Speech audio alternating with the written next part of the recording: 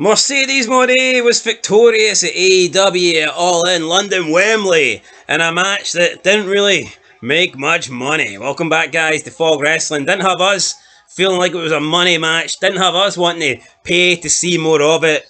To be honest, I thought it was pretty lackluster, especially compared to the Toni Storm Mariah May match. And when I look at it, I think that one definitely should have went on later in the card. But here, we understand it. Mercedes Mone probably politicking in there. If she really does have creative, what the hell has Darby Allin got over his head?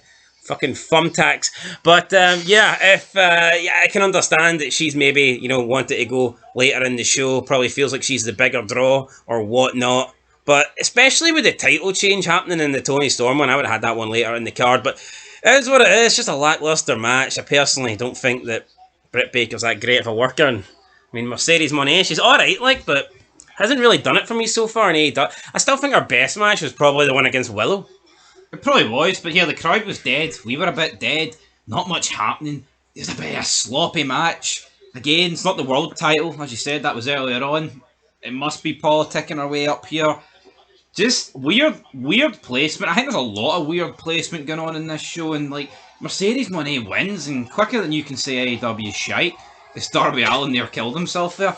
Quicker than you can say AEW shite, you've got Jack Perry, Darby Allin halfway down the But you know what? I like that about AEW. One match finishes, and literally you get a minute promo package, and then the next match begins. I wish there was some backstage segments to break it up rather than just being constant matches, but it's better than what WWE do. People will say, oh no, WWE break up the match. Yeah, but what do they break them up with? Basically advertisements. They don't break them up with good content. You don't get good promos or good vignettes or segments. WWE break up their matches with 15 minutes of fucking advertising for the next show. Oh, here, sponsored by Skittles. Go and eat some. Taste the rainbow. It's boring, man. No, it is boring, but I think there needs to be an in-between. I think AEW, it's almost like you don't even get time to digest the finish of the match and the next one's begun. What happened? I know that they haven't always, but sometimes the Rumble is my favourite.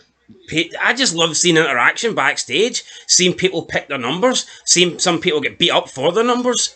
It was intriguing. The tombola, interviews before the big match. For some reason, that all seems to be done. Gone. Yeah. A thing of the past. It's like AEW's got too many matches and WWE doesn't have enough. Normally, a big match, you would get a pre-match interview backstage. Or something like that. The best you get these days, right, is a jobber fucking talk show in the middle of a pay-per-view, and Cody Rhodes spends half an hour on it. Elimination Chamber, that's what happened. Which was fucking awful. It was awful. Here, we don't have a match for Cody Rhodes, but we can't leave him off the show. I don't mind a talk show if you're bringing someone like a John Cena back or The Rock. Yeah. But for Cody Rhodes, it's not worth it, man. Bullshit. Anyway, this match wasn't that great, guys. Pay-per-view wasn't that great. I'm certainly not all in.